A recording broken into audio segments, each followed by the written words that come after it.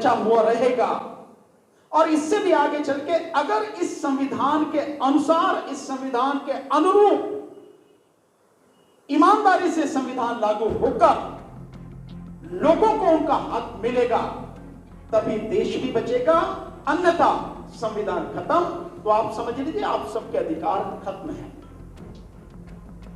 मुझे इस बात को कहने में दुख नहीं है, इतनी बड़ी वकीलों की आबादी है पूरे देश में, आपने कहीं से आवाज उठती देखी वकीलों को लड़ते हुए देखा? छोड़ दीजिए महमूद पराचा जैसे लोग, कुछ 2, 4, 6 लोग अगर हो तो किसी और की आवाज उठते देखी है? आपने सुप्रीम कोर्ट के, हाई कोर्ट के वकीलों की आवाज कहीं उठती देखी है? उनकी आंखों के सामने लोकतंत्र खत्म हो रहा है। और जब सुप्रीम कोर्ट के 4 जजेस आके ये बात कहें तो फिर किसी और को तो कहने की जरूरत ही क्या है, सबके सामने खत्म हो रहा है। और इस कॉन्स्टिट्यूशन को खत्म करने में, इस लोकतंत्र को खत्म करने में बाकायदा सरकार के साथ साथ इस देश की अदालतें, चाहे वो सुप्रीम कोर्ट हो चाहे हाई कोर्ट हो, ये भी उतने ही जिम्मेदार हैं, लगातार उसको खत्म कर रहे हैं, लेकिन आवाज नहीं उठती। पर जब आवाज उठती है तो उसका परिणाम भी आप देखते हैं, वो हमेशा सुखद ही होता है, आपके हक में भी होता है। प्रशांत भूषण साहब का मसला आपको मालूम है? अगर हम लोग आवाज उठाएंगे, इस देश में किसी की ताकत नहीं है कि हमारी आवाज को कोई सुने नहीं। हम राष्ट्रीय स्तर पर एक वकीलों का, और बहुत स्पष्ट कर देना चाहता हूं, इसमें किसी को संशय नहीं होना चाहिए, बहुजन समाज के वकीलों का राष्ट्रीय स्तर से लेकर तहसील स्तर तक, सुप्रीम कोर्ट, हाई कोर्ट से लेकर डिस्ट्रिक्ट अदालत तक एक नेशनल लेवल पे संगठन बनाने का प्रयास कर रहे हैं, और हमने उसके लिए काम शुरू भी कर दिया है। इसकी पहली मीटिंग लखनऊ हाई कोर्ट के साथियों के साथ में हुई और लगातार और भी साथियों के साथ में हो रही है। बाकायदा इसका एक कॉन्स्टिट्यूशन हम लोग बना रहे हैं, क्योंकि हम सब अगर संविधान की बात करते हैं, लोकतंत्र की करते हैं, तो सारी चीजें हम सबके सामने बिल्कुल ब्लैक एंड व्हाइट में होनी चाहिए, क्लियर होनी चाहिए। हमने अपनी तरफ से सोच समझ के जो कोशिश की, क्यों बना रहे हैं, किस लिए जरूरी है। बहुजन समाज का आप समझते हैं, बहुजन समाज का मतलब है SC, ST, OBC और माइनॉरिटी। और माइनॉरिटी में भी बिल्कुल क्लियर कर देना चाहता हूं, ये मैसेज जाना चाहिए पूरे देश में, पूरी दुनिया में। मुझे इसमें कोई जरा भी झिझक नहीं है इस मैसेज को वहां तक पहुंचाने में। माइनॉरिटी में मुस्लिम, सिख, ईसाई, बौद्ध, यही माइनॉरिटी में है, बाकी किसी से हमें कोई लेना देना नहीं। बहुत सिंपल सा है, हर किसी को क्लियर होना चाहिए, क्योंकि बाकी सबके पास में सत्ता सब उन्हीं की है, केंद्र में सरकार उन्हीं की, सारे मंत्री उनके, सब कुछ उनके हाथ में है, सारी संवैधानिक संस्थाएं उनके हाथ में हैं, सुप्रीम कोर्ट उनके हाथ में है, हाई कोर्ट उनके हाथ में है, डिस्ट्रिक्ट कोर्ट उनके हाथ में है, सारे अटॉर्नी जनरल और ये वो जितने भी सारी चीजें होती हैं, एक एक चीज उनके हाथ में है। ईडी उनके हाथ में, सीबीआई उनके हाथ में, इनकम टैक्स उनके हाथ में, इलेक्शन कमीशन उनके हाथ में, मतलब जिसकी भी बात करो सब कुछ उनके हाथ में है। उनके पास अपनी संस्थाएं हैं, अपनी पार्टियां हैं, अपने संगठन हैं, वो हर तरह से मजबूत हैं। हम केवल बहुजन समाज के लिए काम करने की बात कर रहे हैं, बहुत स्पष्ट होना चाहिए। इस देश में जो आज की व्यवस्था चल रही है, हर जगह से हमारे अधिकारों को खत्म किया जा रहा है, हमको कहीं भी पहुंचने देने से रोकने की सारी व्यवस्था की जा रही है। और अदालतें इस मामले में पूरी तरह से सरकार के साथ में है, चाहे केंद्र सरकार हो चाहे राज्य सरकार। इसलिए इकट्ठा होना पड़ेगा और इकट्ठे होकर लड़ना पड़ेगा। तो 7 उद्देश्य हमने इसके रखे। नंबर 1, भारतीय न्यायपालिका में सर्वोच्च न्यायालय से लेकर, इसको ध्यान से सुनें, भारतीय न्यायपालिका में सर्वोच्च न्यायालय से लेकर सभी राज्यों की उच्च न्यायालयों और जिला न्यायालयों में बहुजन समाज के जजों का प्रतिनिधित्व पूरा करना।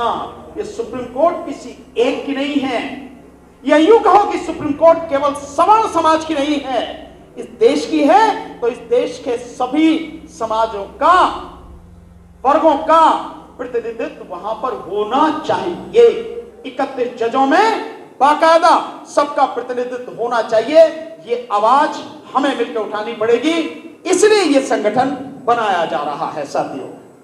दूसरा, न्यायपालिका में जजों के अतिरिक्त जो अन्य कर्मचारी हैं जैसे पेशकार, एहलमद, स्टेनोटाइपिस्ट, क्लर्क, चपरासी इत्यादि, इनमें भी बहुजन समाज का प्रतिनिधित्व पूरा कराना है।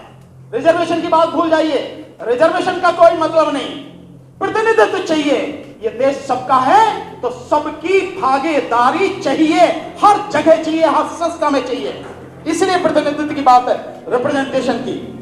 दूसरा, तीसरा, सभी न्यायालयों में नियुक्त होने वाले शासकीय अधिवक्ताओं, डीजीसी जैसे स्टेट में होते हैं, और एपीपी, कानून मंत्रालय और विभिन्न सरकारी विभागों में बहुजन समाज के अधिवक्ताओं का प्रतिनिधित्व होना चाहिए। हो क्या रहा है, आप जाके देखेंगे इतने वकीलों की जरूरत होती है पैनल में, कौन मिलेगा आपको? हर कोई जानता है, बड़ी मुश्किल। अभी जो बात चल रही है शायद यूपी की ही बात है, और ओबीसी के कुल 47 है। मुसलमान तो हो ही नहीं सकता, क्योंकि मुसलमान की तो मतलब जब उन्हें टिकट नहीं दे सकते तो वकील कैसे बना देंगे उन्हें? सो आप इस चीज को समझ सकते हैं। ये इसमें ताली बजाने की जरूरत नहीं साथियों, ये बहुत गंभीर स्थिति है। ये देश किसी एक के बाप का नहीं है, हम सबका है, इसलिए अपना हक लेना हमारी जिम्मेदारी है, हमारा धर्म है, हमारा फर्ज है, इसलिए संगठन बनाया जा रहा है। तो ये जो है हर जगह हमारा आदमी होना चाहिए, जितनी जिसकी संख्या भारी, मानवर साहब काशीराम जी का कहना है, जितनी जिसकी संख्या भारी उतनी उसकी हिस्सेदारी। ये जरूरी है साथियों, लड़ना पड़ेगा हमें, बिना उसके मिलेगा नहीं। चौथा, वकालत में आने वाले, ये बहुत जरूरी है। आप और हम सब जब आए थे, नए थे, हम सब ने बहुत सी दिक्कतें झेली हैं। हमारे नौजवान साथी बैठे हैं, बड़ी एक बहुत कड़वा सा एक शब्द है, इसको अदरवाइज मत लीजिए, लेकिन मैं उस शब्द को बिल्कुल एज इट इज आपके सामने रख रहा हूं। वकील की जो शुरू की उसकी जिंदगी होती है, कैसी होती है, उसको आप समझ लें। शब्द किसी ने कहे कि वकील की जवानी और वैश्या का बुढ़ापा एक जैसा होता है। हम लोग जब संघर्ष करते हैं, शुरू में आते हैं, न केस होता है, न पैसा होता है। कोई सीनियर इतना बढ़िया मिल जाए कि वो आपकी मेहनत का आपको शुरू से ही देना शुरू कर दे तो बड़ी अलग बात है, अन्यथा कोई देता नहीं है साथियों। इसलिए हमारे जो वो साथी हैं, बहुत से लोग निराश हो जाते हैं, क्योंकि वकील बनते ही माँ बाप की जो उम्मीद लग जाती है परिवार की कि भैया अब तो वकील बन गया, पैसा कमाने लगा, कल से ही नोट बरसने लगेंगे। होता कुछ नहीं है। 5 साल तक बेचारा कैसे वो झंडी हिलाता, फाइल पकड़ के कैसे अदालतों में घूमता है, उसे मालूम। तो चौथा यह है कि वकालत में आने वाले बहुजन समाज के नए और युवा लड़के व लड़कियों को सही तरह से गाइड करना, वकालत सिखाना और उन्हें हर तरह का सहयोग और सहायता उपलब्ध कराना हमारी ही जिम्मेदारी है। हमारी तो भाई हैं वो, हमारी तो बच्चियां हैं, किसी और की नहीं है। साथ में पांचवा, भारत में स्थापित सभी बार एसोसिएशनों में बहुजन समाज के अधिवक्ताओं को पूरी तरह से संगठित कर बार काउंसिल ऑफ इंडिया से लेकर सभी राज्यों की बार काउंसिलों में तथा सभी बार एसोसिएशनों में बहुजन समाज का समुचित प्रतिनिधित्व सुनिश्चित करना। दिल्ली के आप बार को तो जानते होंगे, दिल्ली में इतनी बार हैं, हाई कोर्ट की भी, सुप्रीम कोर्ट की भी, डिस्ट्रिक्ट कोर्ट की, कैसा कैसा प्रतिनिधित्व आप सबको मालूम है, बताने की जरूरत तो है। इसमें जिम्मेदार हम हैं। हमारी नासमझी, हमारा बिखराव, वो सबसे बड़ा जिम्मेदार है कि हमारा प्रतिनिधित्व नहीं। इसके अलावा छठा, परस्पर सहयोग के द्वारा दुख सुख में कदम से कदम और कंधे से कंधा मिलाकर साथ चलते हुए बहुजन समाज के सभी अधिवक्ताओं साथियों को हर प्रकार से सशक्त बनाना। किसी के साथ में कुछ भी हो जाता है कि इसको पता ही नहीं होती हम लोगों को, जबकि हमें उसकी मदद करनी चाहिए। तो ये भी एक हमारा उद्देश्य है। आखिर में समस्त बहुजन समाज को भारतीय संविधान के प्रावधानों की पूर्ण जानकारी देते हुए उन्हें सही और समुचित कानूनी व संवैधानिक सलाह और सहायता उपलब्ध कराना, राजनीति में सक्रिय भूमिका निभाते हुए भारतीय संविधान, लोकतंत्र और गणतंत्र की रक्षा करते हुए निरंतर संघर्ष करते हुए एक सशक्त जन आंदोलन का निर्माण करना समाज के प्रति भी तो हमारी जिम्मेदारी है। मैं मानता हूं 2 अप्रैल का जो कांड हुआ उसके बाद जितने लोग अरेस्ट हुए, बहुत साथियों ने बहुत ईमानदारी से काम किया, बिना फीस लिए ही लोगों की बेलें करवाई, मुकदमे लड़ने, बहुत अच्छी बात है। लेकिन इसको एक संगठन का रूप देना है ताकि समाज को जब भी उसके सामने कोई सामाजिक दिक्कत आए, व्यक्तिगत नहीं, अगर कोई व्यक्तिगत बलात्कार कर रहा है, कोई कत्ल करके चला रहा, उसे थोड़ी बचाएंगे, उसके लिए तो फीस लेंगे, उस तरह से काम करेंगे। लेकिन सामाजिक अगर किसी के साथ में दिक्कत है, जैसे दिल्ली दंगे हुए, जैसे 2 अप्रैल वाला कांड हुआ, इनमें इस तरह के जो मसले हैं, हमें समाज का साथ देना है। उसको पता होनी चाहिए कि ऊपर से लेकर नीचे तक ये टीम है जो समाज के लिए लड़ेगी, और ये केवल एक की नहीं, बहुजन समाज में SC, ST, OBC, माइनॉरिटी सबकी इकट्ठी होगी, हर किसी की भागीदारी होगी।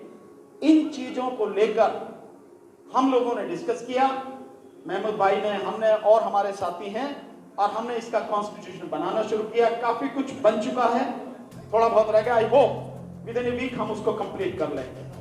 देन उसके बाद में इस तरह की मीटिंग जगह जगह अलग अलग डिस्ट्रिक्ट बार में, हाई कोर्ट्स में हम करेंगे और साथियों को जोड़ने का प्रयास करेंगे। मैं आपसे चाहूंगा कि हम सारे साथी और हमारे जो और भाई हैं, हम सबको इसमें जोड़ें, इसका सदस्य बनाएं, ताकि किसी के साथ भी अगर कोई दिक्कत हो तो अकेला महसूस ना करे, सब उसके साथ में खड़े हों, और जो सरकारें हमारा हक मार रही हैं उनसे हम अपना हक ले सकें, छीन सकें। मैं मांगने की बात नहीं करता, मांगना किससे, हम इतनी बड़ी ताकत में हैं, हम अपनी ताकत को पहचाने, लड़ें और छीन लें, उसके लिए हम काम कर रहे हैं। तो ये सारी चीजें हैं, हाँ ये सारी चीजें, बस मेरा काम खत्म हो गया, तो इसके लिए हम लोग काम कर रहे हैं, और बाकी जो और सारी चीजें हैं मिलके करेंगे। मैं अपने साथियों से एक बात कहना चाहूंगा, साथियों जब से दिल्ली बार काउंसिल बनी है, हमारा एक भी साथी बार काउंसिल में पहुंचा नहीं। इस बार पहुंचाना है, चाहे कुछ भी करना पड़े, इस बार पहुंचाना है, यह तय कर लेना है, इसी हिसाब से काम करना है। आपने मुझे समय दिया, सम्मान दिया, बोलने का मौका दिया, आपका बहुत बहुत शुक्रिया। जय भीम, जय भारत, नमो बुद्धाय, आदाब, सत श्री अकाल, नमस्कार।